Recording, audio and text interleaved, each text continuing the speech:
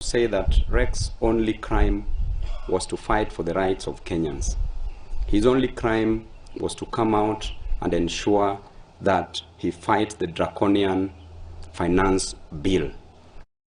The crime of only ensuring that the price of unga is not increased, the price of other goods, foodstuff are not increased. And therefore, may Rex's soul rest in peace. To the Inspector General of Police, we demand that you resign.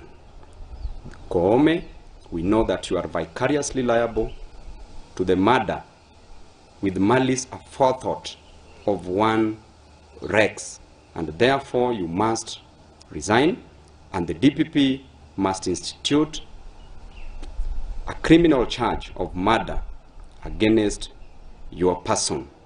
To the police officer who murdered Rex, you must surrender yourself before Kenyans catch up with you, because if they get you on the streets, it will be something different. I want to state clearly to the police officers, your work is to keep law and order. Your work is not to kill Kenyans. We are many than you. Suppose we decide to destroy you, what do you think will happen? Will we have a nation? And lastly, to the 115 members of parliament who voted, congratulations for standing with Kenyans. You voted with Kenyans.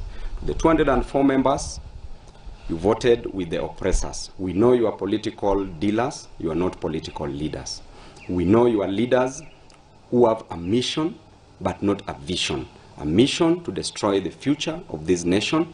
A mission to ensure that the finance bill raises the cost of living in this nation, but not a vision to change the future of this nation for the best. Thank you. To Zakayo, I want to tell you that you are still on the tree.